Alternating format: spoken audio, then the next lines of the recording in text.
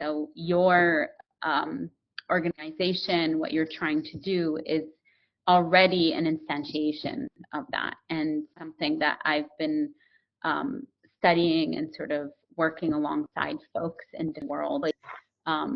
A long time ago, the International Psychoanalytic Association had categories for psychoanalysis, and those categories were Europe, the United States, Europe, Latin America, and the rest of the world.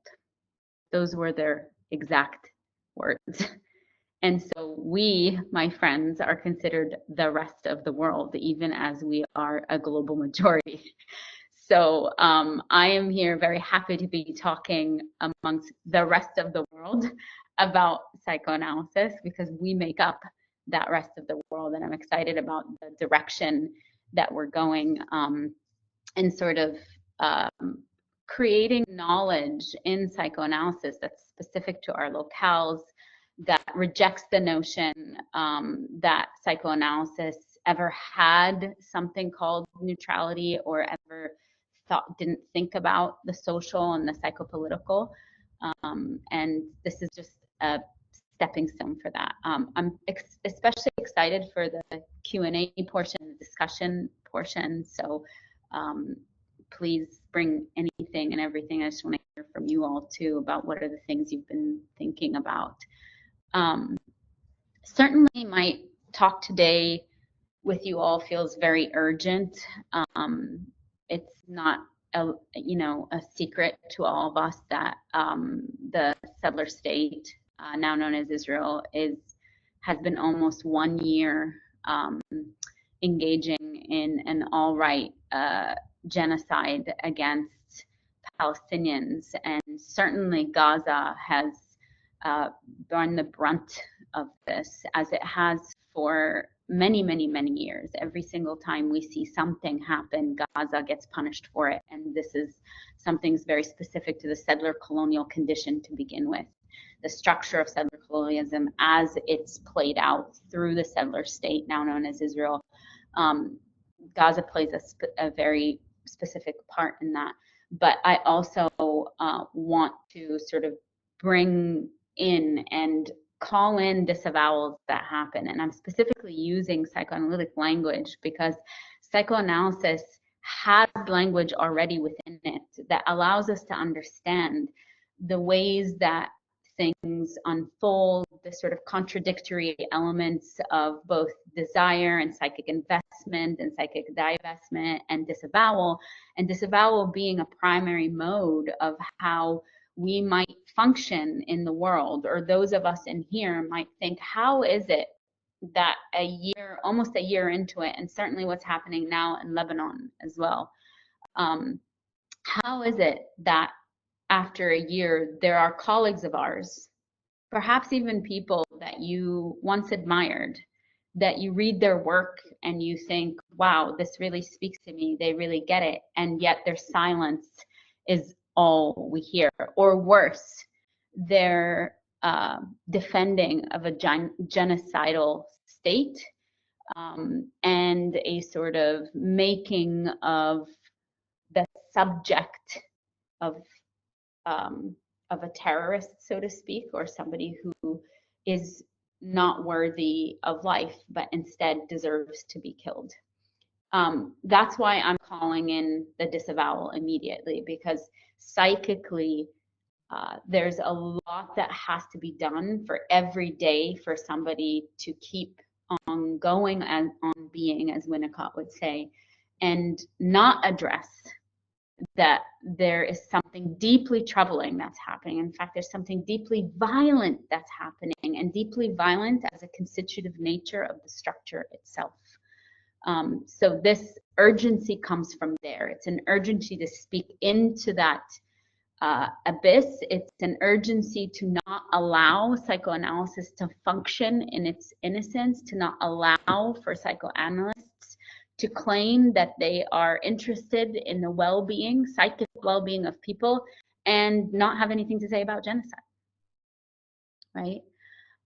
Those of us from the global south that have seen the wreckage of empire, settler colonialism, capitalism. I do not need to tell you, all my siblings, about how you hold the brunt of climate catastrophe and how the rest of the world gets to pretend it's not happening while you all have the highest temperatures on record in the history of the world, right?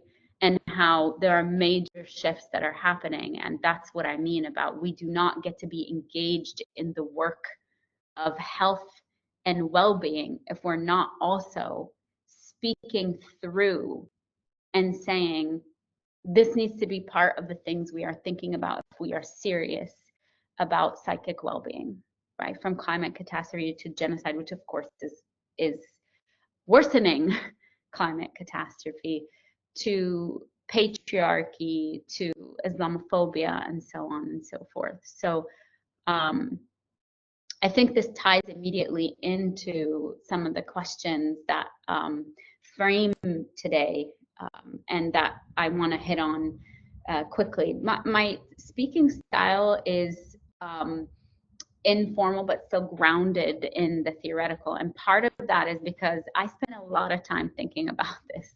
I wake up thinking about this. I go about my day thinking about this, and I commit myself to a constant process of working through in an attempt to remain aligned. And for me to remain aligned, I've noticed that psychic clarity is a central piece of this. And my intimate relationship with psychoanalysis, even though I consider myself a critic of psychoanalysis, and I will say that up front because it's okay. If we're thinking about psychoanalysis as a structure, just like anything else, one thing that I could say to us is that we all need to be psychoanalysis' biggest critics for it to do the work of life making alongside other things. If it can be one tool among many towards true liberation, then our responsibility is to push psychoanalysis and keep pushing and make sure that it doesn't replicate the harms that are very well documented throughout history, right? It's civilizing harms, it's harms in terms of locating pathology within the individual, it's demobilization of sort of projects of liberation, all the things that we would like psychoanalysis to see psychoanalysis do means that we need to be agents in pushing that. And the way that structures work is that they'll be okay. So a lot of people are like, aren't you worried psychoanalysis is under attack and you're you're critiquing it? And I'm like, well, if we have a structural analysis, we understand that power and structures actually don't work like that. Their job is to recalibrate themselves. Their job is to stabilize themselves. And that's why those of us from within need to constantly be pushing. And we constantly need to be pushing up against seams that have showed themselves already. There is nothing I'm going to say today to you all that is an imposition of anything that doesn't already exist. If nothing else, it is a commitment to remaining clear about all the ways that psychoanalysis can cause harm, in the same breath that we can say, what are the ways in which we can corral the power of our theory and our praxis in ways that have also already been done, right? So there's a lot of times when I might say that psychoanalysis begins with Fanon, with Frantz Fanon. And I don't say that as a way to insist that somehow Freud doesn't have a hand in the making of psychoanalysis. To the contrary, I say that as a way for us to see what would it mean for us to decenter the locus of control and hegemony, and say that many of the things that psychoanalysis takes up, many of the modes of analysis, many of the ways we think about things also have been born and nourished in the global south. And so part of a disruption of a settler colonial model of thinking about knowledge production is to, in earnest and consciously say, what does it mean to disrupt this timeline? And to disrupt this timeline might also mean, how can we think about psychoanalysis beginning with Frantz Fanon, right? As a mode of disruption for us, a challenge for us to keep coming back to that space and say, number one, what has been stolen over the years from the global South? What are the ways that we reclaim that? What are the ways that we are able to attend to the contradictions? What are the ways that we do justice to those who have been harmed by institutionalized psychoanalysis or a sort of solidly Eurocentric psychoanalysis over the course of history? And how do we hold ourselves accountable to that? So those are sort of the ways that I'm thinking about today. In many ways, I think if we look at everything that's happening in the world, it might not come as a surprise for us when we say, or when those of us who sort of practice from a critical model or sort of push up against psychoanalysis and say it can handle this pressure, because that's what it's meant to do. It's meant to sustain. If we take our theories seriously, we know that it can sustain pressure. And in fact, some of the most moving and meaningful change happens under pressure. If we're asking our patients to commit to that, then we need to be willing to do that as theoreticians, as clinicians, and as practitioners, and as people who take psychoanalysis seriously. And so I think with that in mind, there's a way in which we need to constantly ask ourselves, how is it that we think we are not implicated? There's a way in which many people will say, our job is just to be in the clinic, and anything outside of that is an imposition of a political agenda or anything outside of that. And yet, when we see carnage at the level that it's happening, when we see that our colleagues, clinicians, psychologists, psychiatrists, doctors are being targeted, when we see that the things that we study about later on in life, usually 50 or 60 years later, things like intergenerational transmission of trauma, when we can see it happening in real time, what we are seeing today is the unfolding of what in 50 or 60 years will be referred to as the intergenerational transmission of trauma. And if we're seeing that in real time, how do we imagine that we are not implicated, right? Again, if we are to come back as a starting point, as Frantz Fanon might remind us, as a starting point to the idea that our work is psychopolitical affective, that it includes the psychological, the affective, and the political, just by virtue of us being engaged in the work of psychic process, in the ways in which people are shaped by their world, whether that's the social, the political, their family environment, that all of that is engaged in that. It comes back to the question of, how do we imagine we're not implicated? And if we do imagine we're not implicated, what are the processes that are happening that would allow us to believe that? How do we go on our daily lives thinking we don't have a responsibility to talk about these things, think about these things, or stand in solidarity with those who are most vulnerable among us? This is a skill, because I think many of you probably realize any of the sort of formal education you might have gotten, any of the things you read about, actually does very little to teach us the skill of remaining sociopolitically engaged around these issues. And in fact, it ends up giving us the sense that somehow, if we are engaged, we are somehow being unprofessional clinicians, right? And I want us to kind of sit with that. It's like, how did we come to be a field where being engaged and alongside and in solidarity with the most vulnerable among us, when we know precisely what systems of oppression do to the psychic world, how did it come to be that we would just normalize that this is that us standing alongside people is what makes us unprofessional, right? And that we have to do everything in our power to disconnect from the political, to remain under the myth of neutrality. I'll get into that a little bit more. All those things as a way to prove, to constantly prove, no, we are taking this seriously. I think there's something deeply awry and sort of misaligned when we say that is our notion. So the skill to remain engaged is actually a skill that takes practice, because everything else around you is seducing you away from that. And it's seducing you in very pointed ways. It's seducing you under the guise of professionalism. It's seducing you under the guise of an invitation into certain organizations.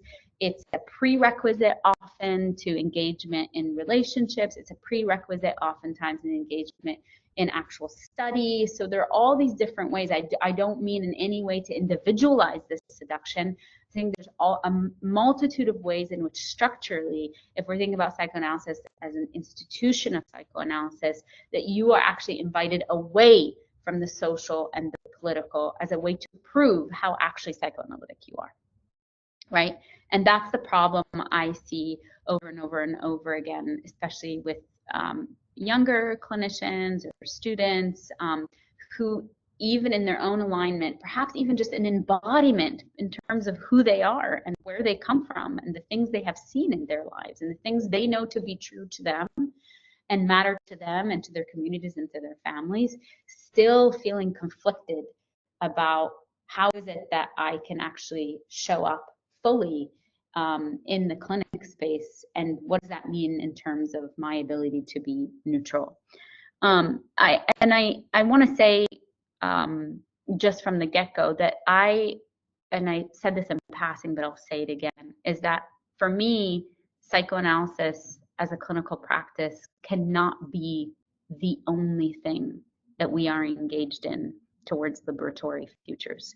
It is one of many things that will lead us to the world that we're hoping to create together, a world that is free of domination, exploitation, and coercion.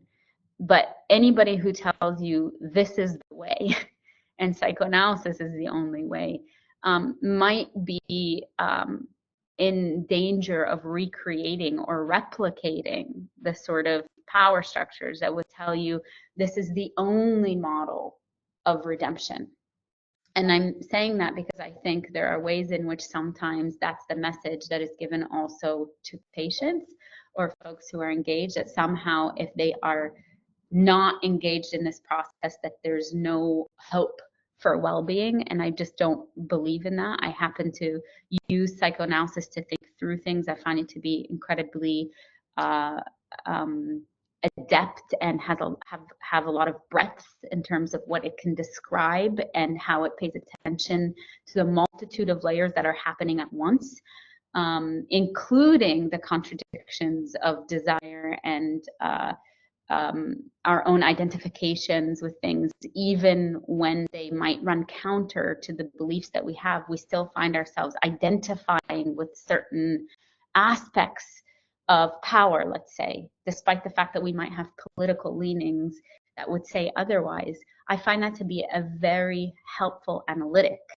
And yet, I invite us all to think about the ways in which part of us insisting that psychoanalysis is the only way is one of many ways we might actually do harm and create the space in which somebody might feel like they're failing on any level.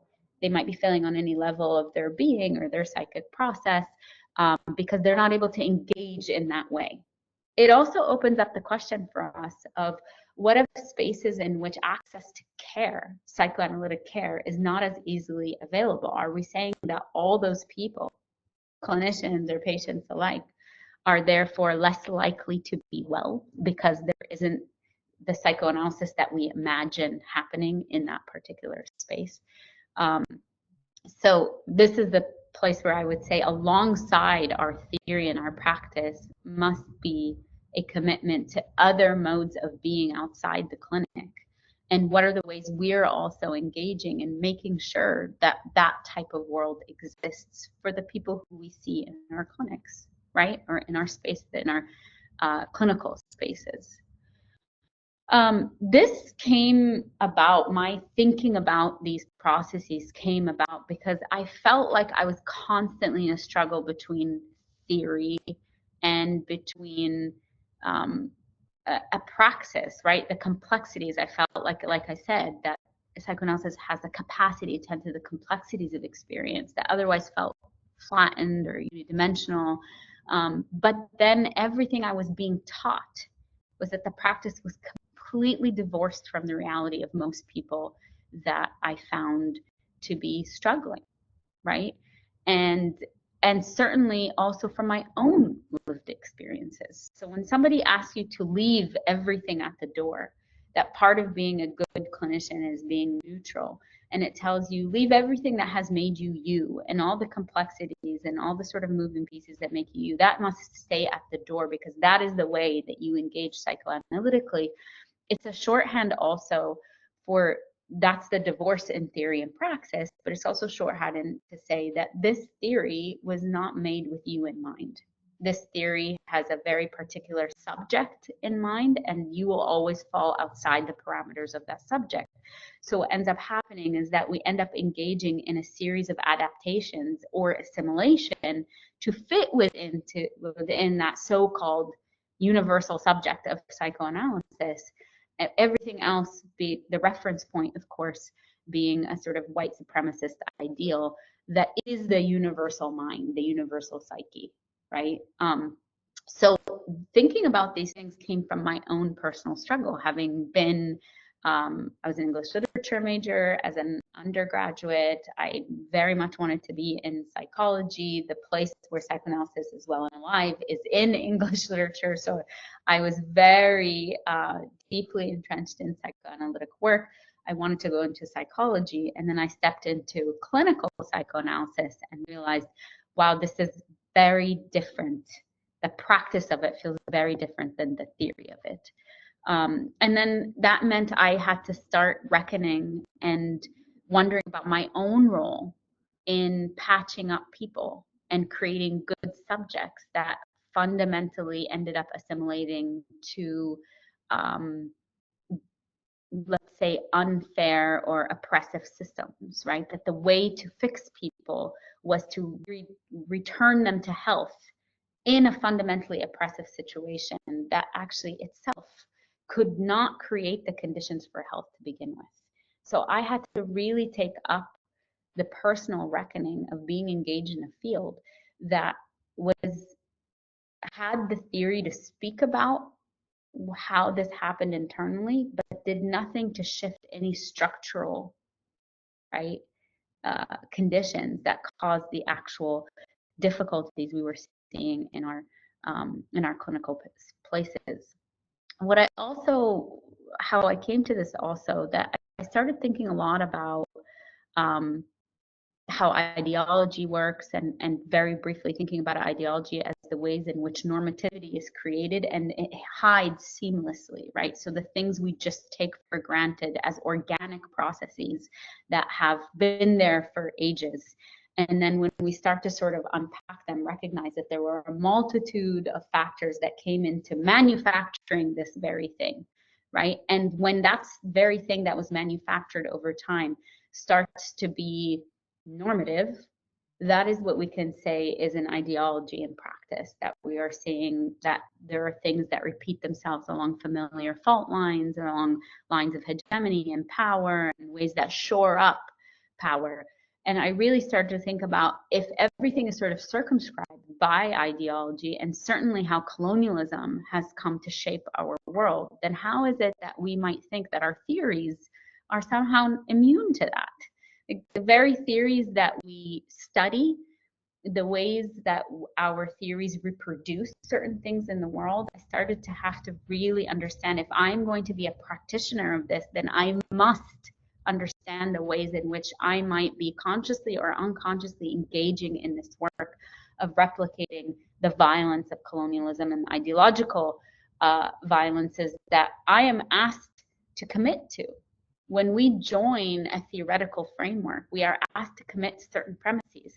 We are asked sometimes to do that very directly, and sometimes unconsciously we are asked to do that, which is why many of us, when we're sitting in our clinical space, have a running note of whether or not we are actually being good psychoanalytic practitioners. Whether or not somebody says that to you directly, you might have a sort of running filter that says this was good psychoanalytically, this was not. These things are being disseminated to us in a very particular way through a system of thought that reproduces itself.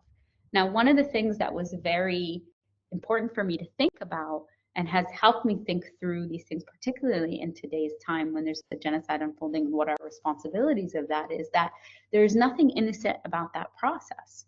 If we are being taught in a particular way and then we are doing clinical work, we are also being asked unconsciously to reproduce that certain work in the space with our patients. And then our patients take that and go out into the world and reproduce that as well. And so there came a moment where I really needed to say, okay, I am a part of this process. And that meant I also needed to find ways to be ethically responsible for the violence that I might be enacting in spaces by mere virtue of not questioning or not disrupting the seamlessness of that process of social reproduction, right? And when I talk about social reproduction, I'm not saying that there's a universal way in which that's sort of done. What I'm saying for us is that if we can look to our locale and see what the pressure points of oppression are, and different places are going to have different pressure points, what are the ways in which institutions, power, governmental relationships, political, economically, what are the ways in which those things are shored up, right? What are the ways in which, let's say, class apartheid are shored up and socially reproduced over and over and over again? Now, that might be in ways of access, for example, that folks, you know, in the ways that only certain classes of people have access to psychoanalytic work that's done 3, 4, 5 times a week. Or it could be that psychoanalysis lives in quote unquote urban spaces and rural spaces never get to access that. And then a reworking of that entire model to then say, oh, people in urban spaces are more likely to use psychoanalysis because somehow they're so much more advanced, they're so much more, those sorts of explanations that we have about things entirely miss the ways in which we are reproducing a particular social order, right? Then, of course, we can get into issues of language, issues of gender, issues of ability, all the things we might think about that create pressure points of vulnerability. That's the sort of stuff that I started to feel like, if I'm going to be engaged with this, I need to actually become very serious. In fact, I need to be militant about really questioning this and pushing up against it, because there's no way I can be an ethical clinician if I am not somebody who is constantly looking at the ways in which, not just somebody over there. It's very easy to point to people in power, right, and say they're the ones who are doing this. It's much harder and takes a lot more commitment to say, I am one of those people by virtue of having a license. I'm one of these people by virtue of saying I'm now a clinical psychologist. I'm one of these people by virtue of saying I'm training somebody. And that means I have an ethical imperative to disrupt the ways in which these things can go on being seamlessly, right? And in some ways, when I think about that, I think about the ways that Frantz Fanon warned us about how colonialism and sort of capitalism and the ways that our systems are set up structurally are such that the colonized is always presumed guilty, meaning the pathology is within them. There's always a presumption of guilt. He called it the racial allocation of guilt. And if we can think about that in the ways in which we question things, what are the things that we listen to as pathologies? What are the things we're already primed to understand as pathological? What are the things that we end up spending more time thinking about? And what are the things that fall outside the frame of our focus? What are the things we never consider? Who are the people we never think about in our spaces that are just never considered, whether it's in our theories or our practices? That is the sort of racial allocation of guilt, that these people are outside the framework of help and therefore not ours to think about, right?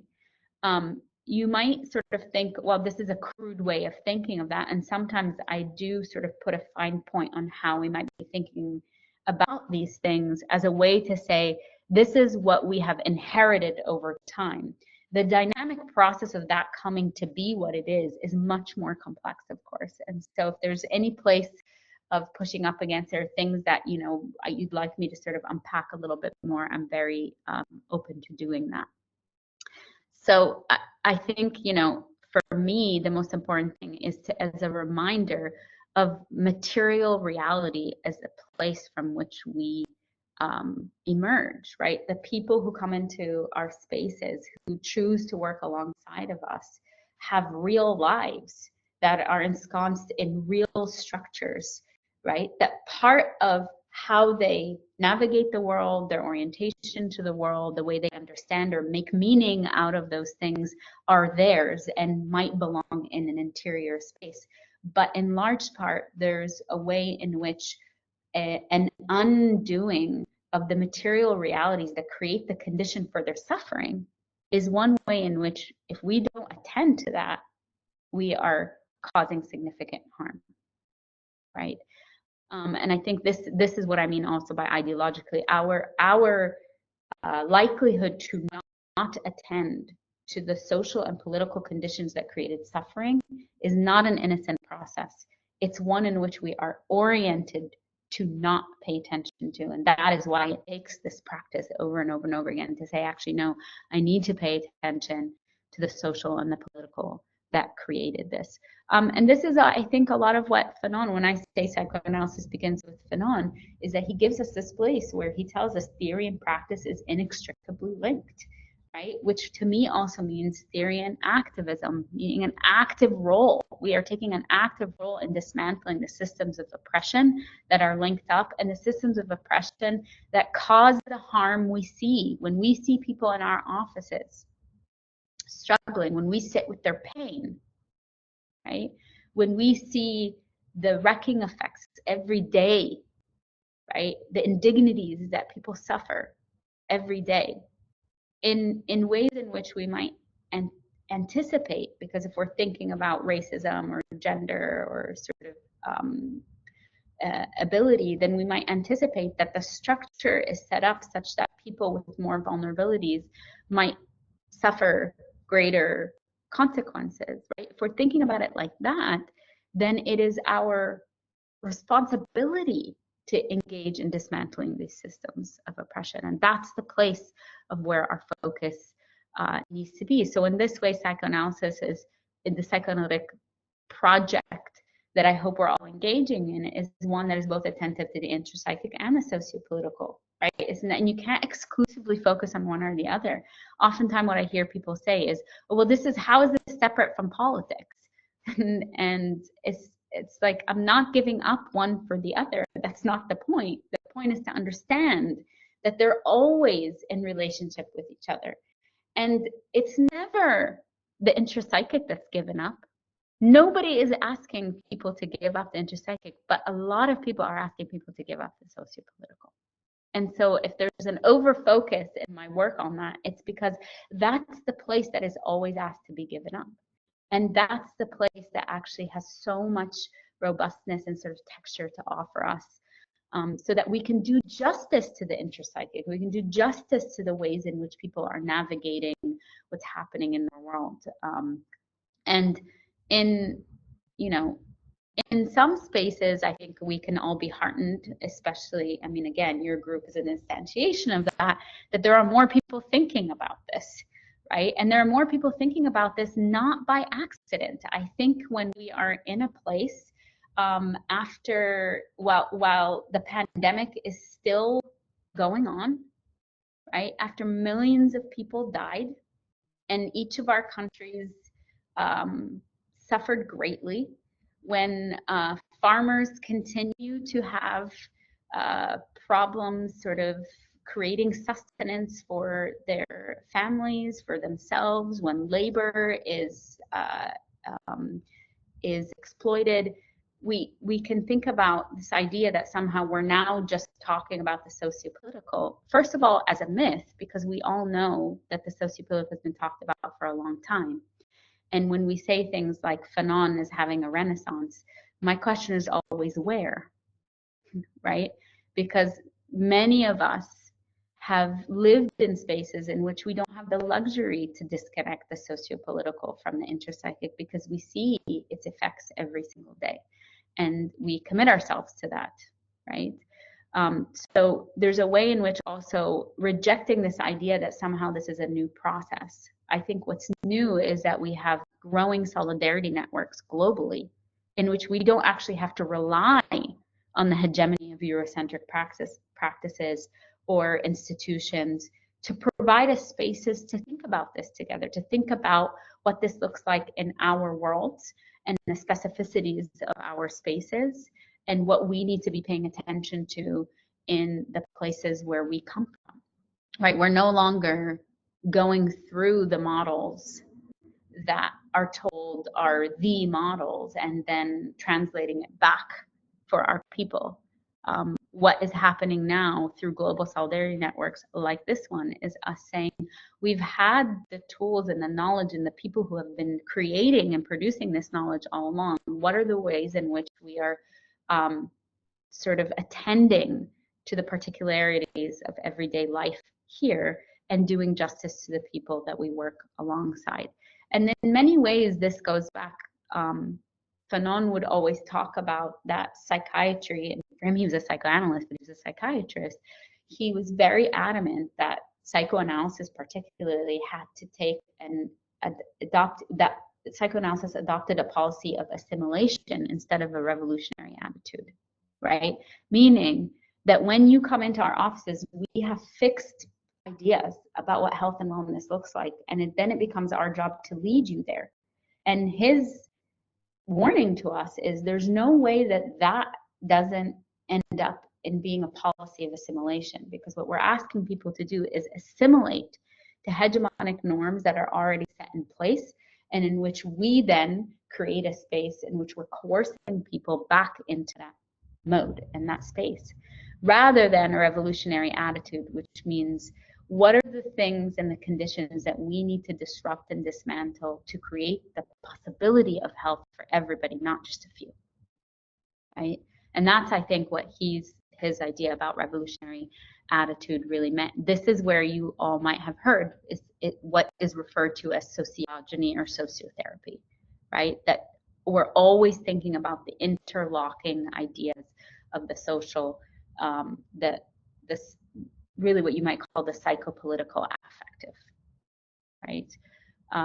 And really, because this wasn't by chance that he was saying this. He was talking from a colonial period, and he was seeing with his own eyes what it meant, what types of oppression that colonization actually bred, and that it has bodily as well as psychological effects, right? That there is no way for those who are colonized to not have that colonial process live inside of them in some way and do harm in a particular way, rewire the ways in which people think, not because in their essence they are weak and therefore susceptible to that, which is what a colonizer will say, right?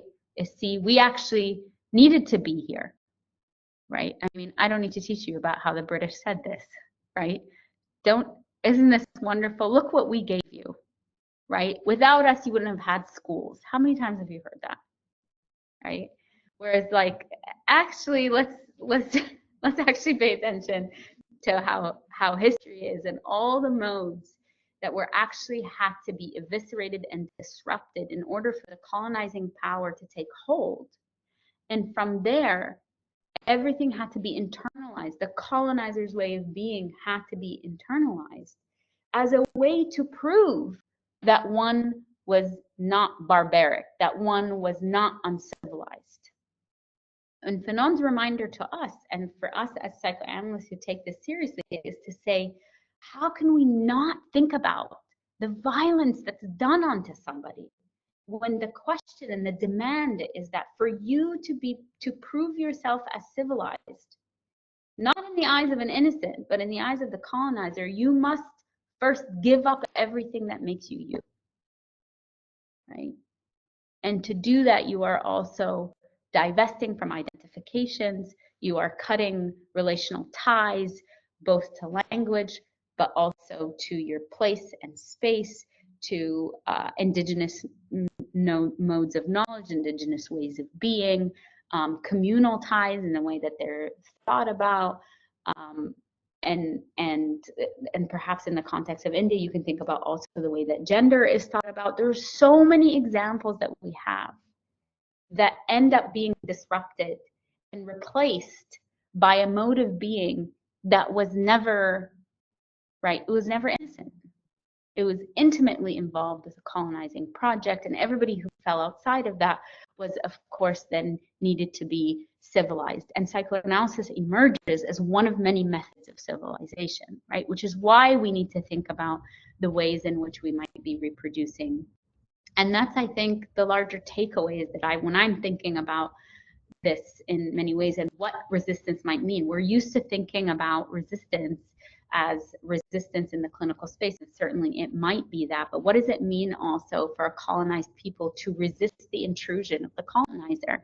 And what are the ways in which people can engage in a multitude of practices that might include resistance and therapy, by the way, to say, I refuse the intrusion of the colonizer and the modes of being that have been adopted as the only way that I can prove I am civilized, right? And I think this is part of what Fanon reminds us about. I'm just going to quote something, and he's talking about what colonialism does to a person, and this is for us to think about, to translate it into clinical terms for ourselves. And this is his quote: "Because it is a systematized negation of the other, a frenzied determination to deny the other any attribute of humanity, colonialism forces the colonized to constantly ask the question, who am I in reality?" And I'm going to put that in the chat so folks have the ability to read that. And the reason why this is important is we can think about the ways in which, did that go in there? Yeah. And in which people who are in our clinic, and certainly colonized people, might not actually be confused about where their suffering comes from, right? That there might be an intimate knowledge about the systems of oppression that play on them, but instead, through a systematized negation of the other, what we might call dehumanization, this is where the sort of thread, if we can see what's happening in Gaza and Palestine and Lebanon and in Congo and in Sudan and all the places that we're seeing, right? And certainly in our own locales in different ways. This is not specific to, of course, there's a specific thing about colonization, but if we think about power or oppressive structures that rely on the systematized negation of the other, then it implants a confusion that says, who am I? Because if there are forces that are constantly sort of making you reckon with this, then there might be a confusion in that. The question for us is, how do we not fan the flames of that confusion, and instead adopt a revolutionary attitude, like Fanon was saying, is to say, what does it mean for us to be honest about the oppressive systems that are at play, to be honest with people about the ways in which these things come to live inside of us and get stuck inside of us, and then to join people in their process of meaning making and how to navigate in and outside of that. Maybe this is a way to think about, how do we remain as attentive to the reality principle as we are to everything else that we are attending to, right? I mean, psychoanalysis has many modes. The reality principle is very rarely used. And so we use a lot of fantasy work. We talk about the unconscious. We talk about all these things. But what if we were to be as serious about the reality principle? And in my sort of lexicon, say that's the material reality of things. That becomes as intimately important as the interpsychic, right? And that together, those are the things that are going to do justice to the fullness of the experience of the person, and more importantly, does justice to what our responsibilities are to people, to humanity, and to our field in general, if we're serious about the work that we're doing. Let me see here. The clinical implications for this, for us to think about, is that, there's a way in which this puts pressure on our technique. What are the things that we're doing technically with people? How do we introduce these ideas? What are the ways in which we engage? Everything is up for analysis, and everything is up for, I would say, negotiation, a constant negotiation of that. One of the questions that was sort of asked to me was, what about this idea of neutrality? And this is a primary technique, of course, of psychoanalysis, clinical neutrality, which is often collapsed with like neutrality in your entire being, right? Like being clinically neutral might mean something, but that does not mean that you trade off your entire being and your entire political being just because you're being asked to be clinically neutral. I'll get into a little bit more about the problem of neutrality, or the problem of the myth of neutrality, of what I would think about it. And then it also demands clinically that we're constantly engaged in a radical form of relationality, right? And to understand that we have to rethink or reconceptualize what epistemic agency means. And when I say epistemic, it's like who's able to narrate their experience. Let's go back to the question of how we are taught to listen to people or not listen to people. If our theoretical orientation is one in which we think that the pathologies within the individual, and therefore everything they engage in, is a defense against something else, we might be primed to always be looking about what's behind the communication. So we're constantly digging for what might be behind, rather than a sort of an understanding that the way that people narrate their worlds is a legitimate narration of their world. That doesn't mean there aren't complexities and contradictions. To the contrary, if we believe our theory, we believe our theory. So it's really interesting for us when we get stuck in these places that actually run counter to our theory. And those are the spaces I think that we can start to see there's something ideological happening. Because if our theory tells us, for example, that the unconscious doesn't have time and that it can work in any sort of direction, and at any point something can be activated, why is it that we are concerned that in the moment that people are narrating their experience of oppression to us, that is the moment that we need to actually be somehow saying to them, no, there's something else beyond this? What does it mean for us to emerge from the place of a narration of somebody's daily experience, let's say of poverty, of gender-based violence, of queerphobia or transphobia, of genocide, and that becomes the place of where we start? That's our starting point. That's our point of departure. All the worry that somehow that shuts down our ability to analyze anything. We hear this a lot. Well, if you were to, say that yes, poverty does create wrecking effects, then maybe you're disrupting a transference, or maybe you're imposing something on somebody. Let's go back to Fanon's idea about people sort of not being confused about somebody we are not teaching somebody who deals with the daily effects of poverty anything about the indignities of poverty when we say, yes, poverty does it. When that is our starting point, what that does is relieve that person of having to prove to us that this is the starting point of their daily lives. From there, I think it opens up a space for us to do the necessary work of the individual sort of experience of this, of how people are practicing their agency in every single day. What are the disruptions to that? What are the intrusions to that? What is the affective toll that takes? What are the ways in which it plays out relationally? But I think our dedication to a radical relationality is one that understands that just because we are therapists or psychoanalytic thinkers doesn't mean we have the right to people's interior or their minds, or that somehow we know more about their psychic space and their own narrative than they do, right? And I think sometimes the ways that our theories are taught to us would suggest that that is the case, that somehow we have special access to people's internal lives. And I think that is, if we translate that, those of us who are colonized subjects, if we translate that into a colonial language that says, just because it's there, it is yours to take, it is your right to intrude, we can start to see the colonial sort of remnants of this idea that somehow, just by virtue of people being in relational space with us clinically, that we have the right to their world. We have the right to intrude on that world. And then we have the right to change everything in it, right? To meet the requirements of what we have been taught makes them a full subject, right? That's one of the things that when we're thinking about the afterlives of colonialism or neocolonialism, or in some cases ongoing colonialism, right?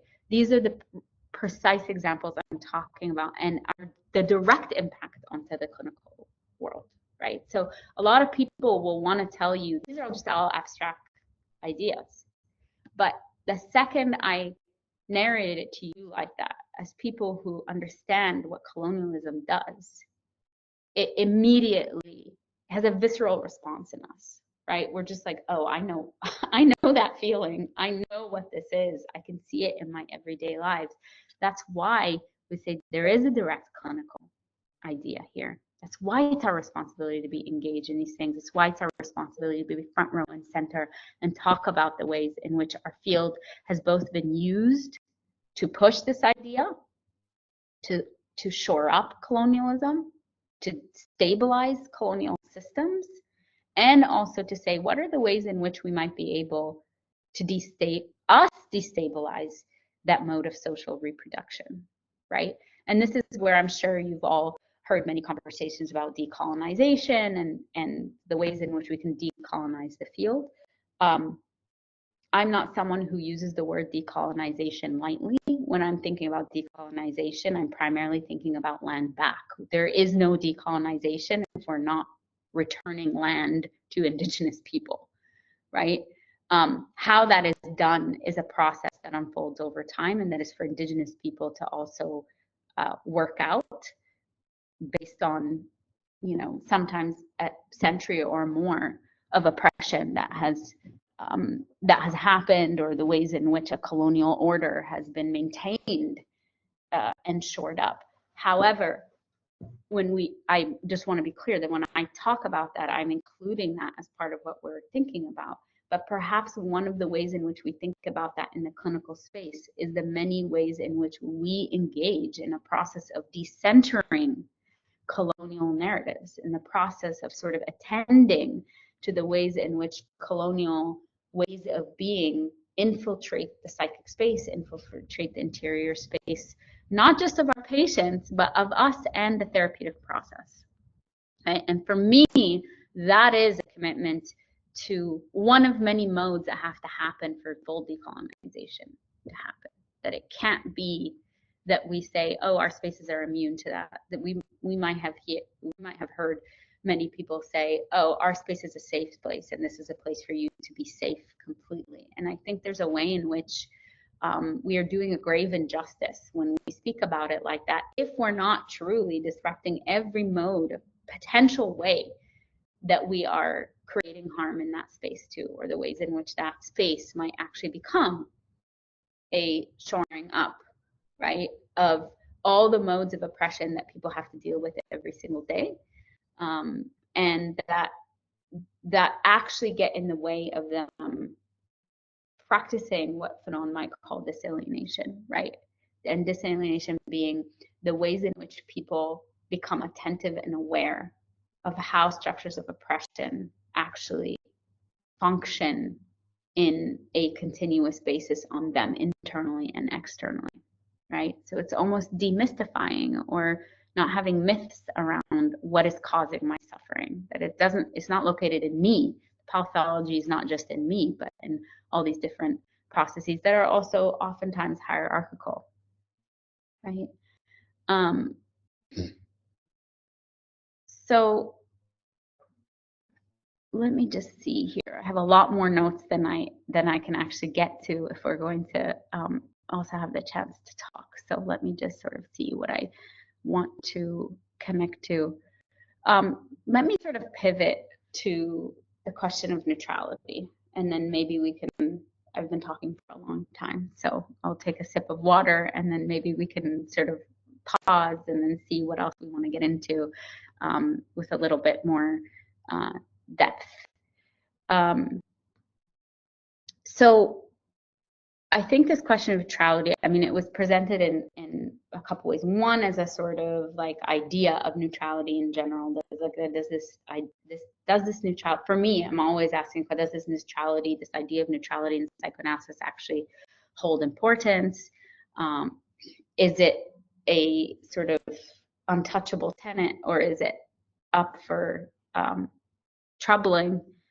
You might not be surprised to think that I think everything is up for us to trouble, and do the same sorts of unpacking to say, what are the modes that sort of led us to the place where this idea of the belief in neutrality is here, and who does that apply to, and who can it never apply to, right? So there's that. There's also a way in which there's an ideological promotion of that split, right? So for example, Stephen Portuguese, who's a well-known leftist Marxist psychoanalyst in the United States, wrote a paper, I believe it was in 2009, and he did a sort of overall word search for psychic reality. And his paper was called On Neutrality. He was talking about how the neutrality is politicized and actually used to shut down any conversation around issues of the socio and the political. And so he did a search of PepWeb, which holds the biggest sort of archive of psychoanalytic papers, and his mode of study was between 1920 and 2003. This is how big his sort of search was. And he searched psychic reality, and that came up 1,700 times. And then he searched political reality, and that came up 39 times, right? So if you want to think about what we were talking about, the reproduction of social order, if you have journals and psychoanalytic thinkers and the people who technically are the ones who are thought of to produce psychoanalytic knowledge for us, over focusing on psychic reality, there are ways in which that becomes the mode of analysis that is the most important to think about, and a purposeful sidelining of anything that we think about in terms of political reality. And this is what I mean about an ideological split, is that based on everything we're talking about, and even Fanon was writing in the 1950s, this is not new, right? We're in 2024, it's the 1950s he was talking about this, saying these things are inextricable. So for us to have this way in which the split happens is not an innocent split. It is not an organic split. It is not a natural split. It's one that actually is intended and purposeful for particular ends, right? And it's one that then allows us to sort of live in this space where we can think about neutrality as actually being possible, right? The problem for me is that when we think about issues of neutrality is that from a technical standpoint, if there's a problem with neutrality for one clinician, we have a problem with it technically for everybody, right? And here's what I mean. Where I'm from in Lebanon, your name says a lot about you, right? It says where you're from, it says what religious sect you're from. It says a lot about you in terms of class. And so there's already a problem there about this concept of neutrality without getting even into any of the ways in which we show up in the room. I mean, just by my name, somebody could locate all these things and blow this idea of clinical neutrality out of the water, right? And I'm certain and know from conversations with comrades in India that there are parallels to that, right? In India, whether that's about caste or about where you're from, right? What region you're from, or class issues, that there are ways in which, if this is a technical problem for one of us, it's a technical problem in general. And for us to insist that this technical issue that has holes for many people is still one in which we have to hold on to, is one of the ways in which we can start to understand the insistence on a sort of white supremacist model of being that has us be the rest of the world, like where we started, right? That it's only important, this technical neutrality becomes a neutrality that is only able to be achieved by a certain population, and everybody else is the rest of the world that's written out of this. Any of our attempts to sort of, and we haven't even gotten into like the theoretical problems with neutrality, right? So that's a starting point, is that anything technically that is going to create problems for certain people that usually fall on fault lines of very important identity markers for them. It's also not an innocent place in which this becomes a problem. Then we have something to really think about. We also want to think about how understanding the current stance of neutrality. So let's think about it in the context of the genocide, that many people said, oh, well, if taking a position on this is going to make me not neutral about things, it's a refusal to address the ongoing genocide by most of the analytic circles and institutions, right, that all of us are a part of, that are the people that we might, again, that we read all the time, not said anything, that we think about how neutrality can be used as a bludgeon, right, to silence people into this reproduction that we're talking about. Because it's never along the line, it's not like it's along the lines of alignment of something we're not familiar with. You are always asked to fall in line in coherence with a particular social order that's already at play, that's already available to us in very specific ways, right? And so it can be used as that, and this is where psychoanalytic innocence, this is a concept that my partner Stephen and I talk about in our book, and this is the way psychoanalytic innocence is maintained, meaning the violence that psychoanalysis can create and reproduce can be done, and also people can maintain their innocence about it. So neutrality becomes the best tool to be able to do that, because I am able to not speak about genocide, and at the same time I can choose not to comment and hide behind neutrality, right? Whereas those of us who are impacted by it, or who care about it, or who just maybe are staying true to our theory, can say, when you're not commenting, that's also a comment.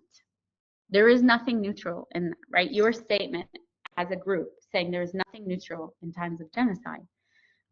This is how this last year has really brought things to the forefront and made things much more clear for us. And for many years, people were able to hide behind this idea of neutrality because it allows them an out. It allows them to do more than one thing at once, and then weaponize psychoanalytic language and psychoanalytic positions to be able to take that innocent out, right? The concept of clinical neutrality also is not applied to everything and everybody, right? So let's go back to the International Psychoanalytic Association in October releasing a shameful genocide, supportive statement in which they actually use the terms all non-terrorist Palestinians. Okay, they think that they were making an actual supportive statement here, Palestinians, by saying we like extend something, I'm paraphrasing here, extend our grief to non-terrorist Palestinians. So even in their ability to be able to construct a sentence like that and release it as the International Psychoanalytic Association, we immediately see that this concept of psychoanalytic neutrality is not applicable to everybody. And that is how it becomes used as a weapon of civilization, as a weapon of social control, as a weapon of social order, because those with power are not beholden to psychoanalytic neutrality. They get to say they are, but they're not beholden to it. If one was beholden to that, they would never be able to write something that says non-terrorist Palestinians and think that they are actually being sort of faithful to their theory or being able to address something non-politically, right? So in this way, I want us to think about how neutrality becomes a shorthand for normativity, for hegemony, and for power, right? Anybody who can claim neutrality is claiming that because they are under the auspices of normativity or hegemony and power, because everybody outside of that is already marked as non-neutral, right? And because we see non-neutral statements being made all the time. They're just not considered to be that, right? So at this point, this is where I'll end. At this point, anyone who is silent is also making a wager, right? At this point, anyone who's silent about the genocide, about violence that's happening, about climate catastrophe that affects every single one of us, about any one of these things, about the socio-political, is shoring up what Fanon, that statement that I was saying from Fanon here, about shoring up the ongoing investment in confusion around things that actually are quite clear. And they're quite clear because many of us end up feeling them in an embodied way, or we see our families or our communities ravaged by them, and we end up being put in a position to have to argue against that confusion from a place of experience, from an everyday lived experience, right? And I think if nothing else, the impact, the psychic impact that has is something that can sort of sober us about why, being, let's say, the resistance within psychoanalysis, or allowing patients to have resistance, is a way in which we can sort of also invest in their life-affirming efforts against these intrusions, especially if we're thinking about institutionalized psychoanalysis as a sort of hegemonic process of power. I could go on forever, but I'm going to stop here because I would love to hear from you all and actually get to be in conversation with you. I appreciate you for the invitation and for giving me space to air out some of my thoughts about this. Thank you so much. The entire session was really thought-provoking and made me question a lot of things. I think incredible. Anyone can put any question.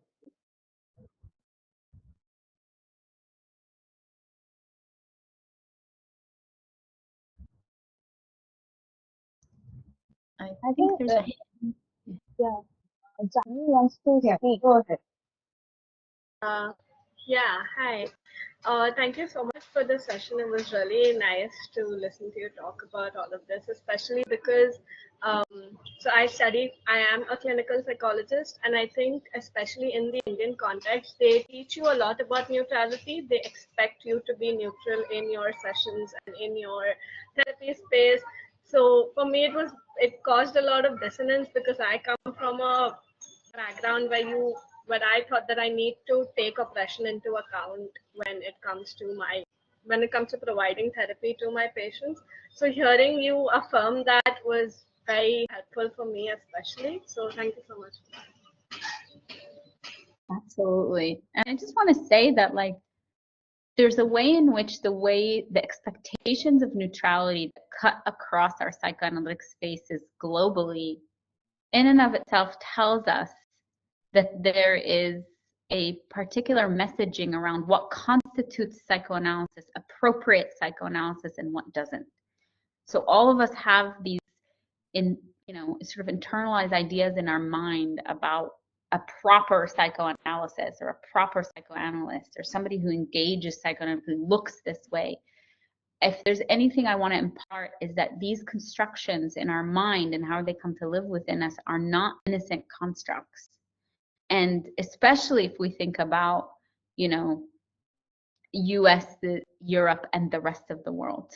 If that's already how we're considered, then the invitation is always to invite these sorts of modes of functioning and being and relating into our clinical spaces. And the other thing that I often will tell students is it's a big jump to assume that us just being in space with people as full beings, just like they are, just like we ask them to show up as full beings, that means that we are, oftentimes the excuse I heard when I was being trained is that, well, if you disclose this, what's to stop you from disclosing this, this, and this? And we need to stop and think and be like, that is a big jump to be like, what is happening inside you? Number one, to not respect or believe your theory in any way. Number two, to worry.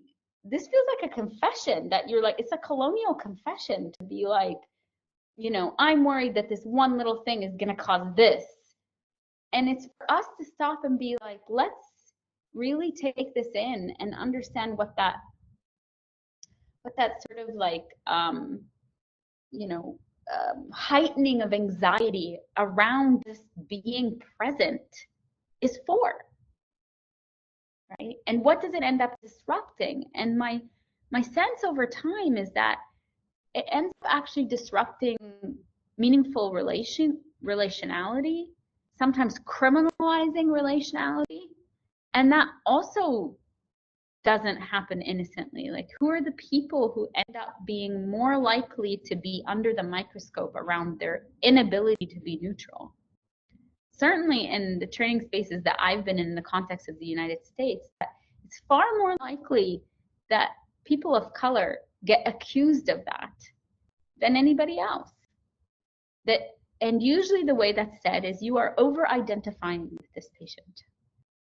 And I want us to really think about those words, is that we are people who are meant to be alongside folks in their struggles and their pain, and we ask them to disclose things to us they might not tell anybody else. And then if you feel with them, you're being accused of over-identifying, as though that's like a criminal offense. Like, the worst thing you could do is identify with your patient. That's what I mean about like us unpacking these things that we're so used to, that just become a natural part of our training. And not natural as in like they are natural, but as a way into which to discipline us into particular ways of being therapists. Neutrality is a big part of that. And I had a colleague say to me once that if we really want to be neutral, attending to these oppressive systems actually makes us neutral, right? Because naming stuff up front allows us then to listen to things with a neutrality, perhaps meaning a sort of even hovering attention that Freud might talk about, right? I'm not sure, because I'm still stuck on the idea that there's a significant technical problem with this idea of neutrality and the abuse that people are able to engage in under the guise of neutrality. At this point, I think we've like forfeited our right to use neutrality because of the way in which neutrality has been abused. Okay, Janvi had raised her hand, so she can go next, and then I will read one of the questions in the chat box.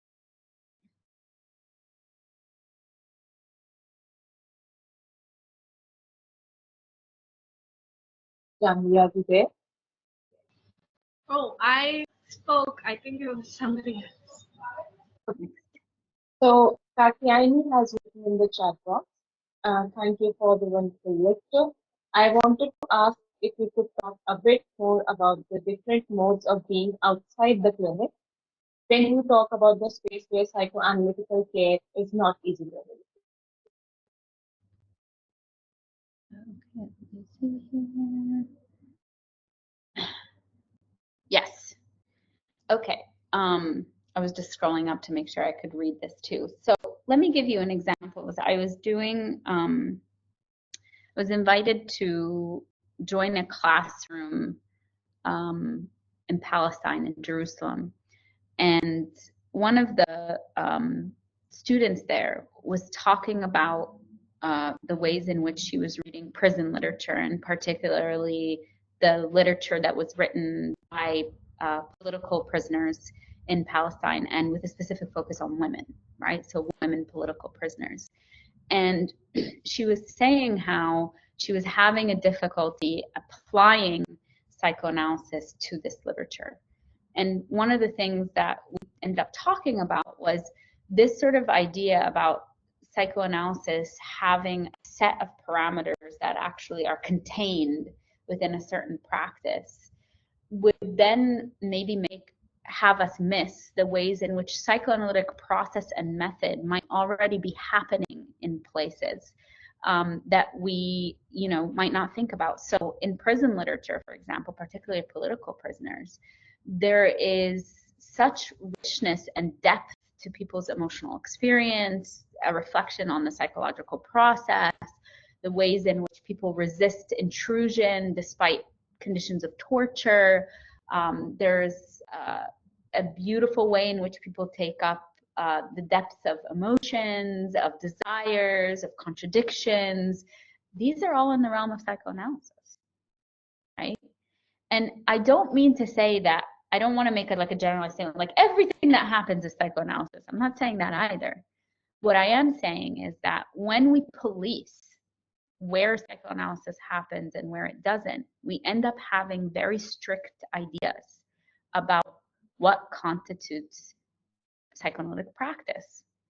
And then we end up having that only particular institutes hold the power to make somebody a psychoanalyst.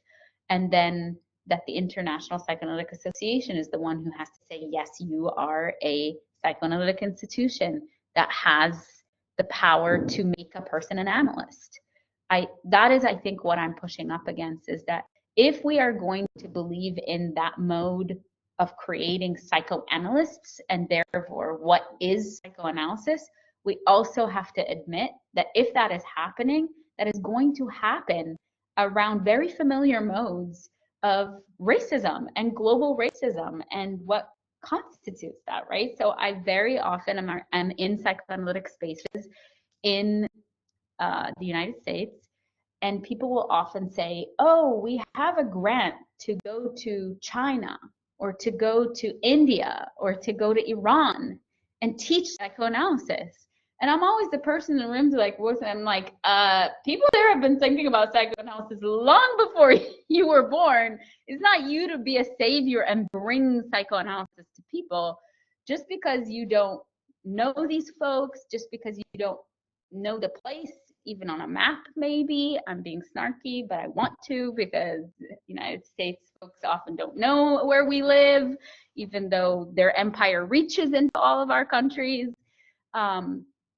But all snark aside, this is what I mean about this idea of where does psychoanalysis happen, where does it not? I'll be even more specific, even in the context of the United States, that oftentimes people will talk about psychoanalysis as a phenomenon that only happens in cities, and that there's such a big, concentration of people who do psychoanalysis in those spaces without actually attending to the political reasons why geographically it might actually fall out like that, right? Including wealth, hoarding, including the ways in which infrastructure in the United States is such that nobody has public transportation. So how are you going to get to places to see people?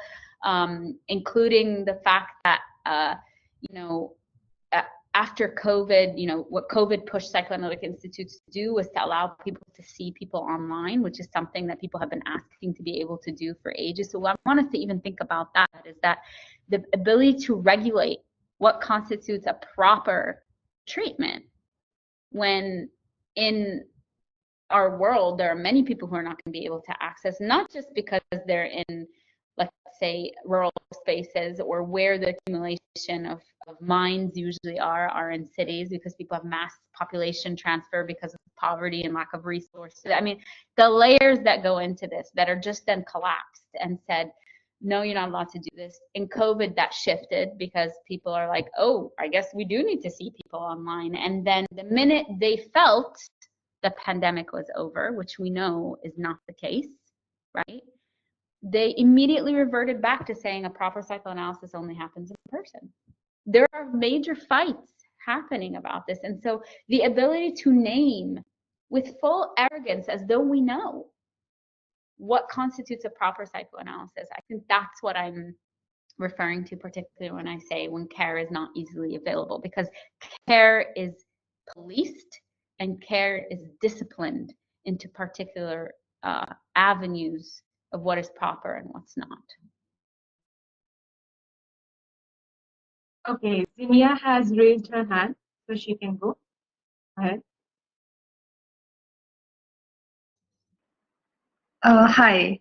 I'm just so overwhelmed by everything that you said, and I think it kind of ties together everything that I've been questioning and thinking about for the last 5 years. And there's this one book that I wanted to mention. It's called M and the Big Home by Jerry Pinto, And that was a book that kind of introduced me to the idea that, okay, everything I learned in my psych degree is probably it's from a very colonial sort of a lens. And then a lot of anthro courses, all of that, and like everything is just coming together in my head. But I wanted to just say two things and ask you a question. One thing was that literally everything that you spoke about also applies to other social sciences, whether it is sociology or economics. Everything was born in this very, in the whole enlightenment context of rationality, which is something we are still carrying over.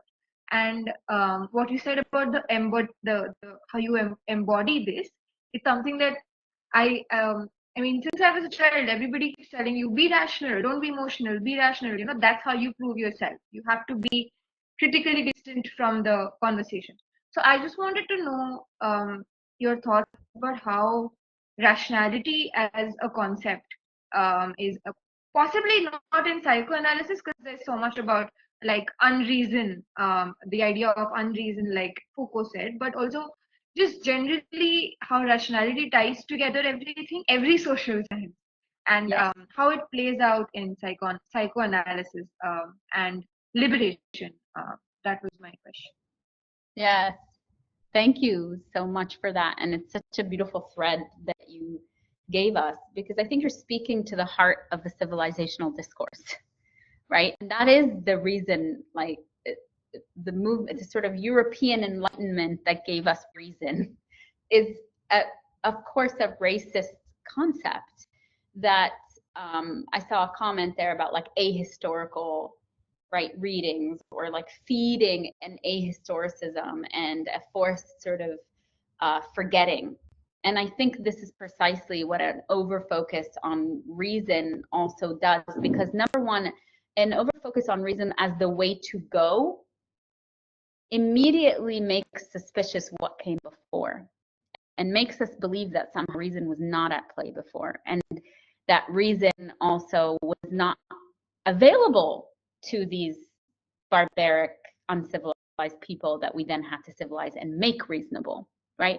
There's no way for us to separate those discourses from the discourse of racial, from the sort of phenomenon of racial capitalism and colonialism in general, because no colonizer came in to just be like, hey, your country's cool, I just want to come here. It had to be, right, involved also with the process of making oneself be supreme, and that always was through the language of reason and civilization, which then already created the reference point of non-reason and non-civilization, right? And what a surprise that the things you brought that actually don't belong here are things we don't do, and that's what you use to judge if we are civilized or not, right? The things that actually don't belong to this land because you're a colonizer, right? So that is the overfocus on reason. So you are right in as much as the theory of psychoanalysis actually has a lot of potential and capacity, a lot of capaciousness for the idea of how there are contradictions always involved, and that is not in the realm of reason, and that no matter how much people try to reason their way out of things, there are psychic processes that might overwhelm the reason. What I'm interested in is the curious places in which, despite the fact that our theory says that, in practice, people will always go back to the reason. And that tells us something, right? That people will reach to a civilizing discourse constantly, whether it's an over-racialization of emotion, an over-gendering of emotion. And this is what I mean about, like, you're not even committed to your theory. So what else is going on here? And that's what had led me in the direction of there's something else bigger here that has to have at its core all the sort of larger phenomenons that we see happening on a global scale. And to your point, that's exactly why all the disciplines are implicated in this. I think I focus, number one, on psychoanalysis because that is my lane, so to speak. That's where I feel like I have a responsibility. It's also one that has been implicated in a lot of these disciplines. A lot of these disciplines will use psychoanalysis, but psychoanalysis wants to be special and onto itself largely, right? And also that we know now through history that, for example, the CIA has used psychoanalysts to help people think about how to overthrow governments, how to torture people. In the context of the United States, every anti-trans bill that is being passed has psychoanalysts providing theory to help them pass these laws, right? In the context of the colonization of Palestine, we know that psychoanalysis was a central piece of the making of the state now known as Israel. And so there's a specific way in which psychology and psychoanalysis has been used actually to infiltrate and perhaps even support psychological operations that oppress people, that discipline them, and that then also creates the mask that people can wear where they can say, no, this I am just relying on reason, right? So it becomes the space that maybe holds what you're talking about, and it becomes a space also in which the weaponization of the civilizational discourse of reason finds a place and a channel, right? And we see it then sort of distilled into the ways in which people are pathologized in an individual encounter as well. Okay, Sankalp has raised his hand, so you can go ahead, Sankalp.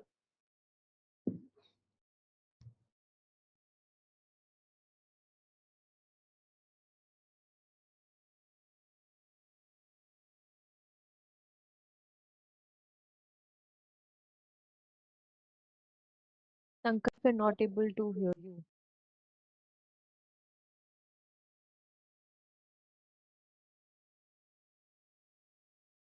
Maybe you can go to the next person while Sankalp can type in.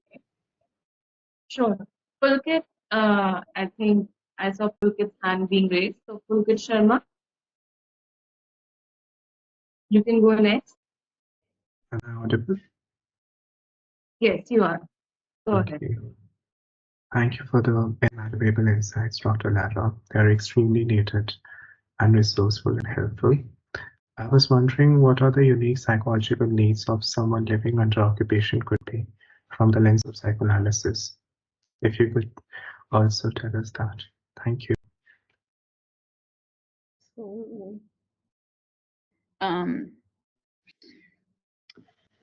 So perhaps the question is one for what I would say is to ground us back in the people who are actually under occupation to tell us that, right? And I think so it's a slight pivot, but it's not a pivot away from your question.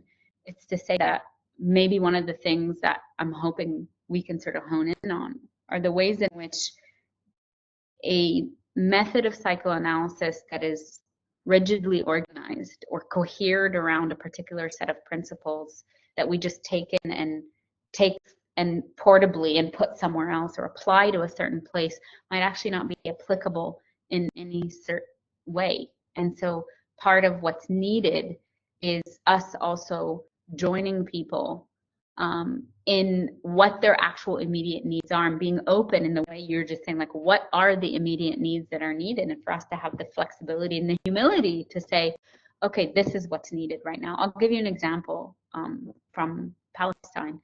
So when we were doing the work for our book and sort of meeting with folks on the ground, we were asking similar questions like you were saying. And one of the clinicians who we worked with, who's psychoanalytically oriented, let us know that she at one point was the head of a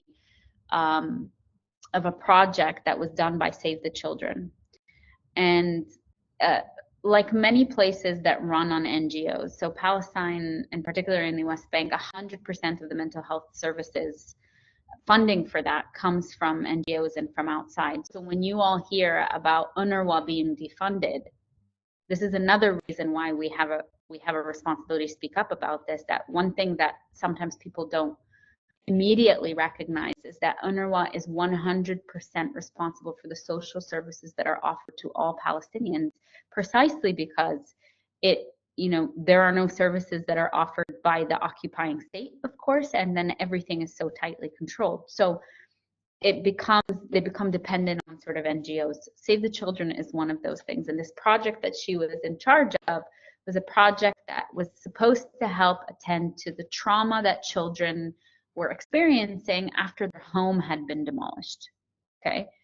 And what she found after 1 year is that the model that people were using that was sort of designated by this project and paid for was actually creating more trauma in children than not.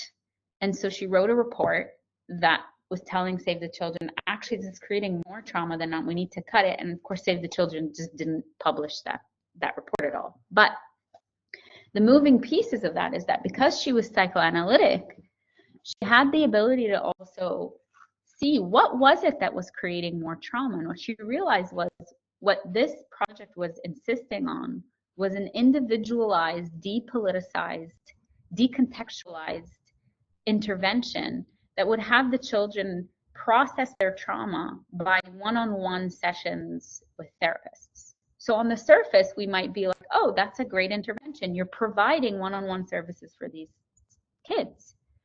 What the kids reported was, what happened with this was, instead of allowing them to process this trauma as a communal process with their communities that already had available channels to process this happening and to understand it as a political process, not as an individualized trauma, they understood why their homes were being demolished.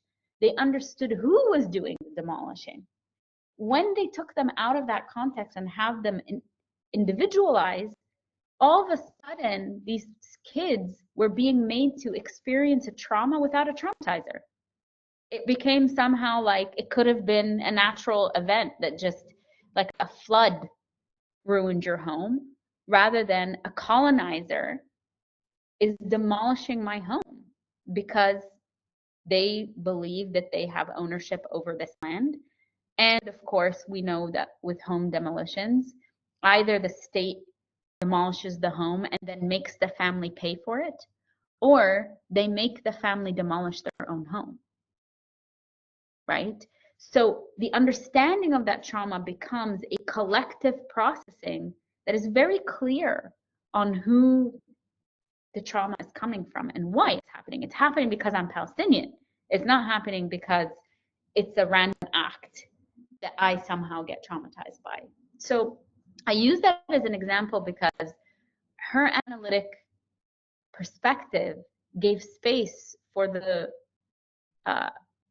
dynamic processes that were happening to make those kids feel traumatized, but also gave space for us to look at what are the things that actually allow people to reject the intrusion of trauma, right? And so to go back to the question is, what are the sort of immediate needs, is perhaps it's going to be named by the people who are experiencing these traumas. It might look differently from place to place. In the context of Palestine, what people need might be very different, even within the context just of Palestine. Somebody in Gaza might need different things than somebody in Jerusalem, or somebody in Bethlehem, or somebody within the borders of the state now known as Israel might need completely different things. And so for us, it's for us to have the expansiveness and the non-arrogance to say a one-size-fits-all is not going to do it for people.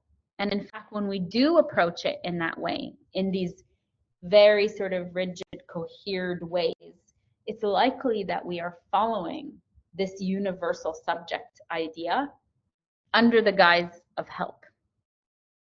Okay. Dipanshi, you can go next. You're welcome. Thank you, Zerna. Hi, I'm Dipanshi.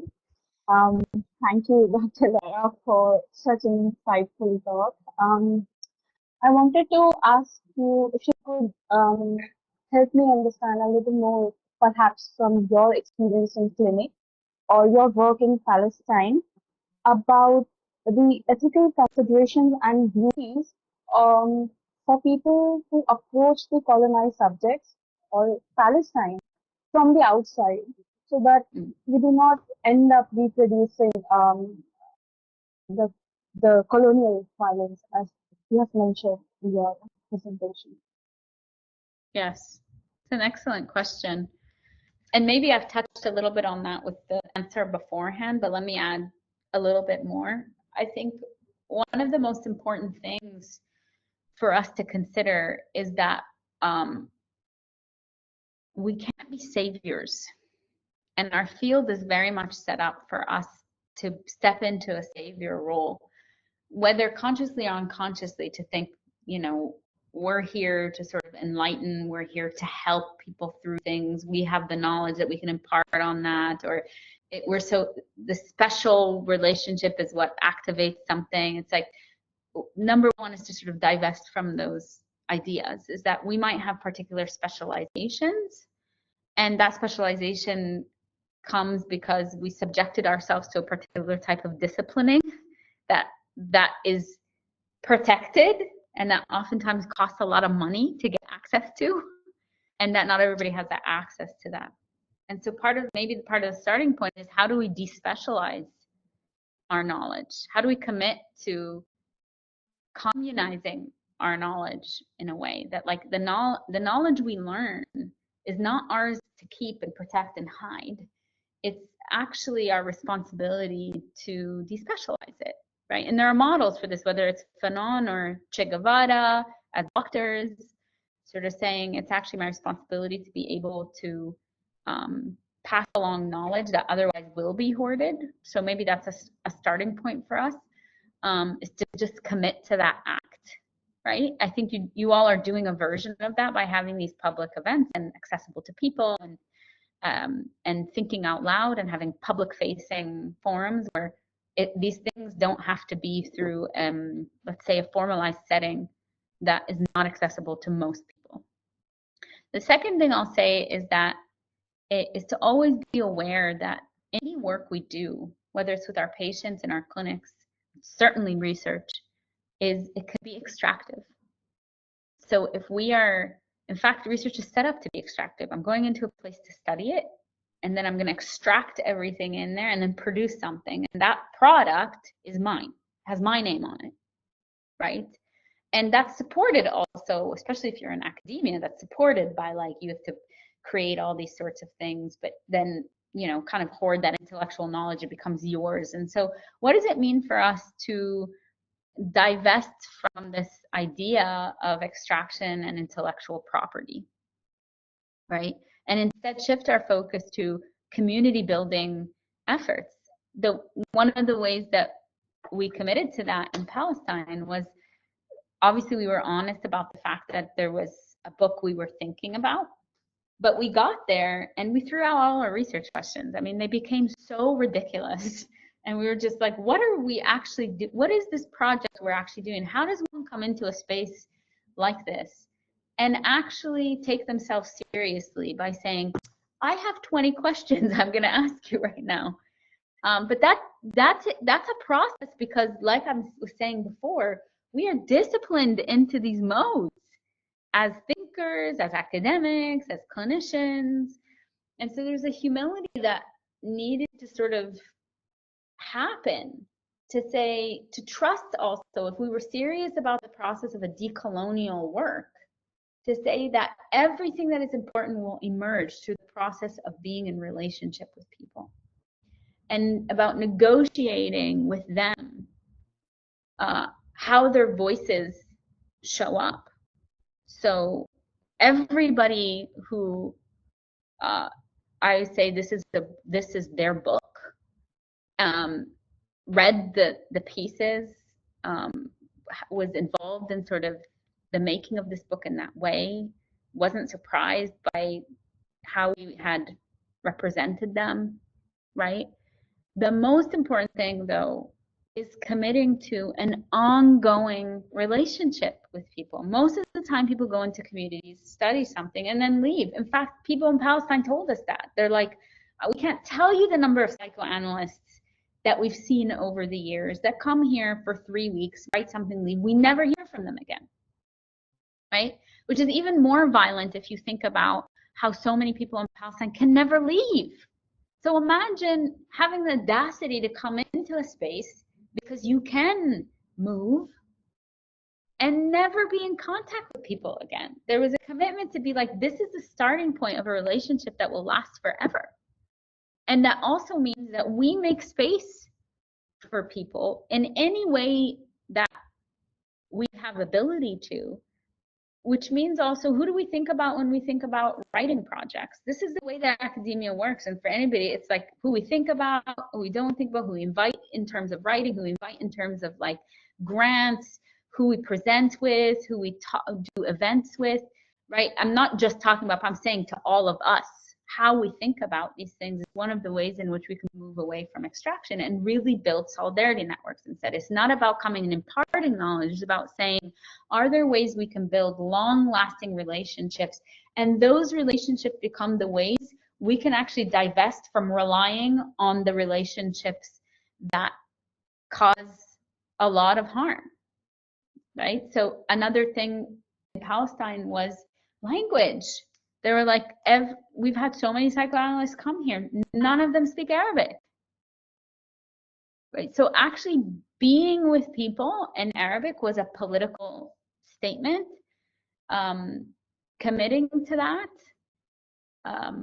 and then working alongside in any way possible to create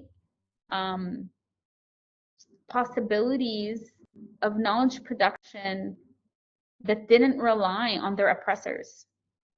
There are a lot of Israelis who love to go into the West Bank and give talks. And I'm not going to talk about that, but what I am going to talk about is that oftentimes these happen without any sort of analysis about the power that's involved in that. And the fact that, again, once again, it is being translated. And so what does it mean to say, like I've been saying, is that there's a wealth of knowledge that already exists. How do we mobilize that so that people don't have to rely on their oppressors to get access to knowledge, right? And these are ongoing things. There's a constant checking in about the potential for extraction. There's a constant checking in about the potential for replicating harm. There's a constant checking in about that. And there's a constant way in which we take feedback from people and commit to our relationships being the centerpiece, which means a lot of conversations about this. There's nothing given up front. And what we came in thinking about wasn't what we left with because of the process of transformation that happened in conversation with clinicians. I want us to invite us to think about how that might be a parallel to our clinical work too. Right? We can't, if we think we know where we're going to end up from the beginning, then we foreclose the possibilities of what might emerge from just the process of being in relation.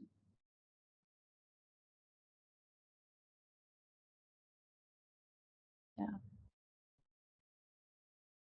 I think Sankalp can go next because his audio has been fixed. So you can go ahead, Sankalp. Thanks, Emma. Is my audio fixed? Can you hear me? Yes, Yes. you can. Awesome. Yeah. Right. So first of all, thank you so much for the talk, Dr. Sheehi. I wanted to talk to you a bit more about neutrality and clinical neutrality. I agree with you, that it's something that we hide behind. It's something that has replicated power structures.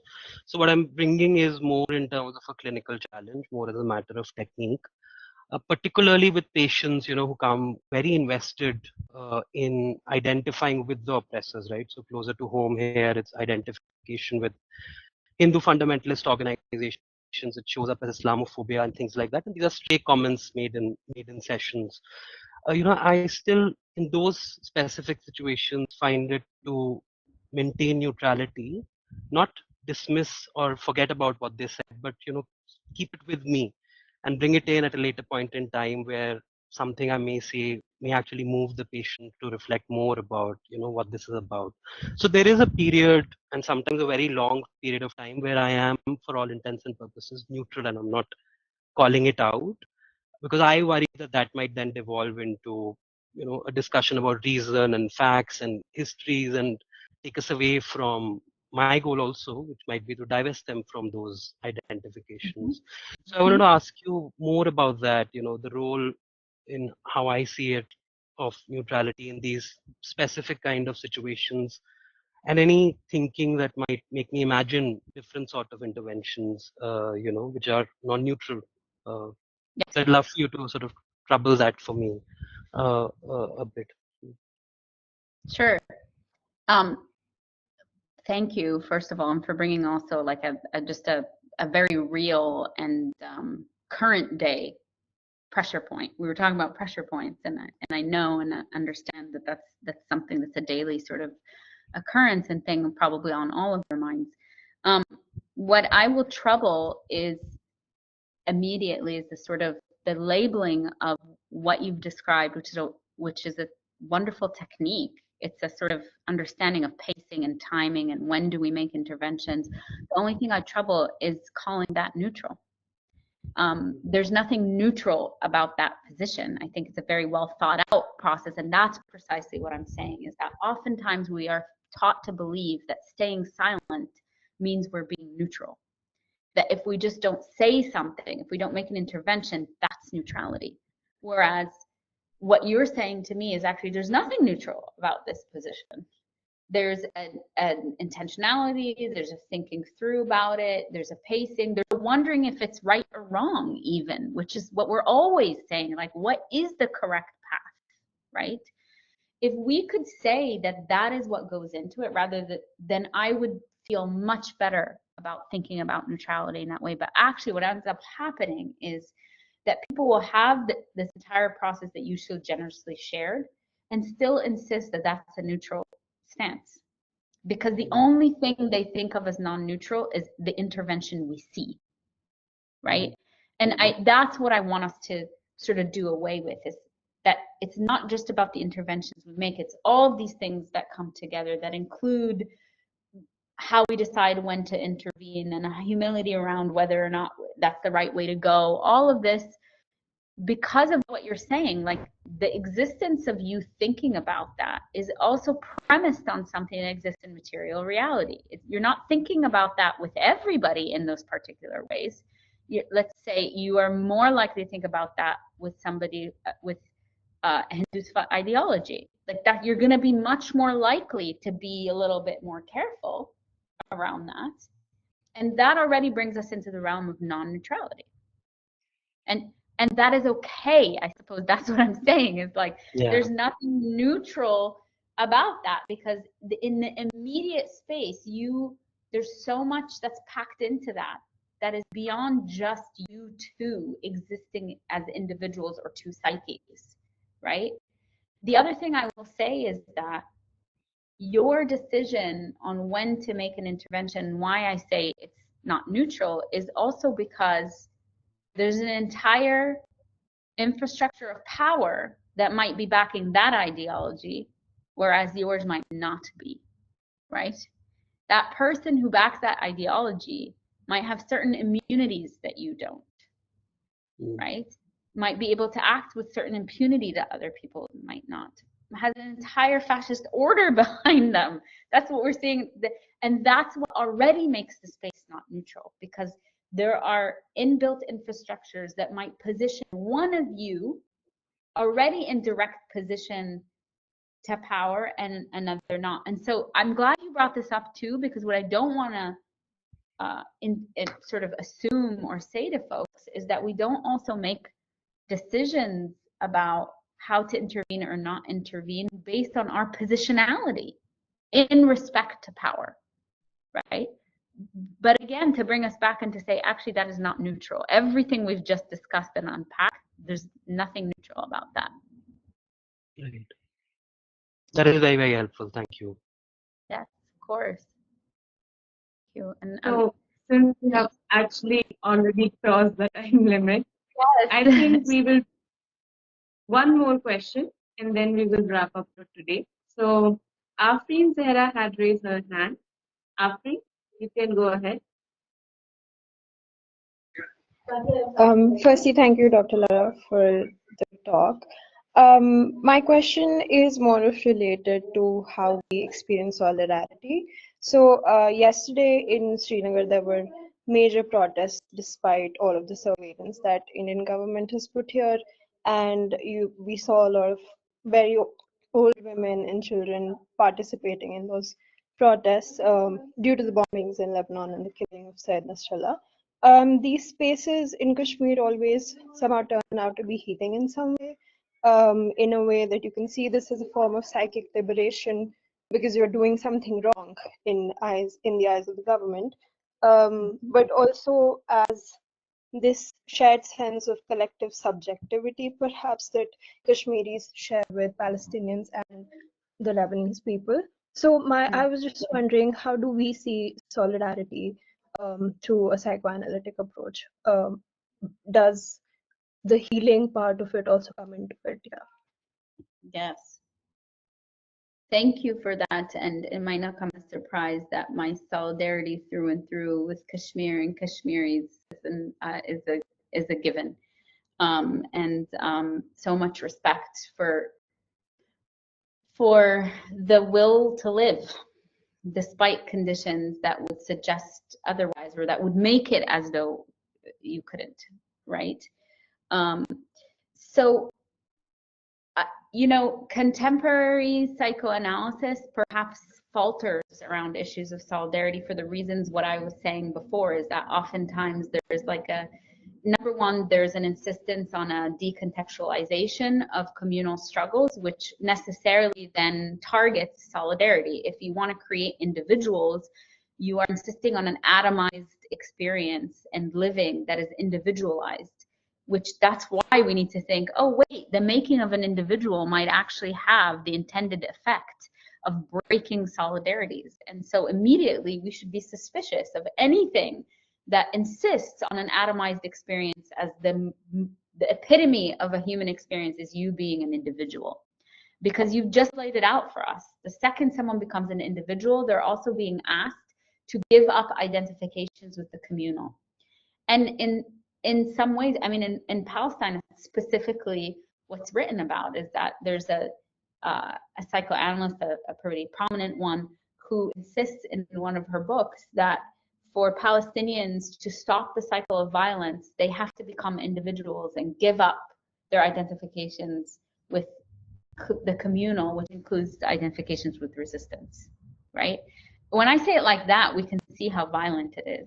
But it's so normalized, this idea of making an individual, individuation, right? Separation from family, all the things we talk about as normative processes of development come down to this idea. So we can think about how maybe the theories of psychoanalysis actually are a counterforce to solidarities, or perhaps they run counterinsurgent to solidarities, and something for us to be very careful about.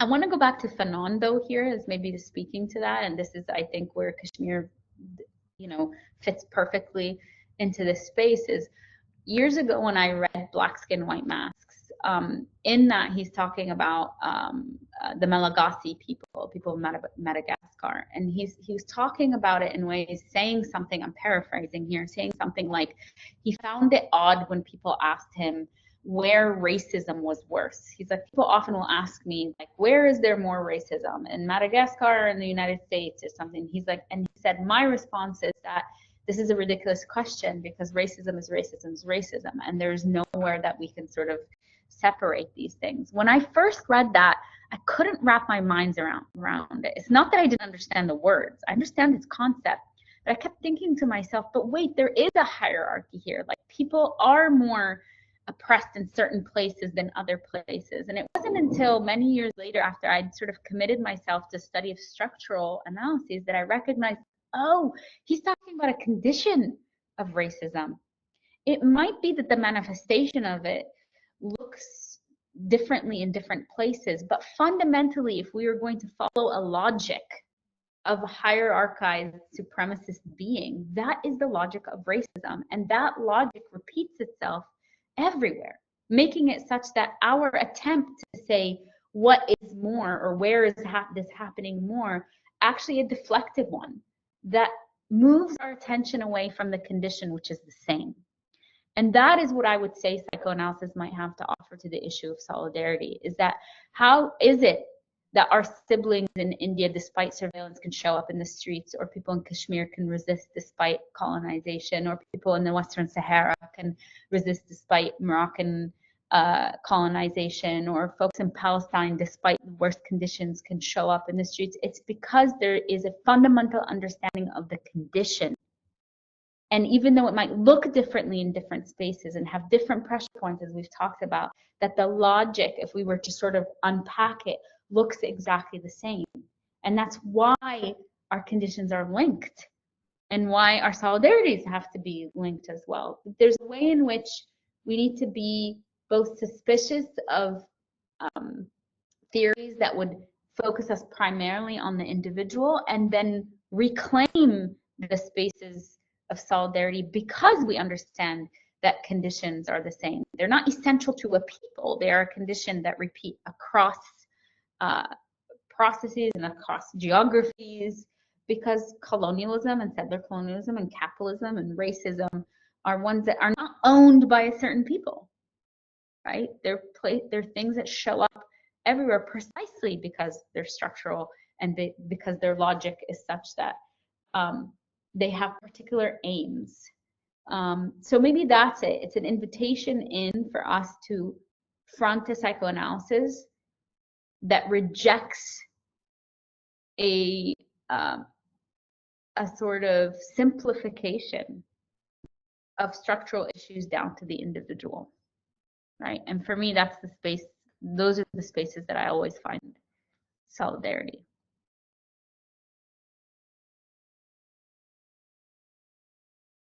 Thank you all so much for the incredible questions, and really helping me to clarify even some of the thoughts I had. I'm really appreciate it. So thank you everyone for your questions. We have received insane amount of responses, but we are already exceeding the time limit. So I would just like to extend a warm thanks to Dr. Sheehi on behalf of the entire Qafila team for being so kind to share her valuable time with us today. We are obliged to you, and also for giving us such an enriching lecture, and also for helping in filling the gaps in critical understanding and practice as we have all experienced in mainstream academia. We look forward to more meaningful experiences with you. If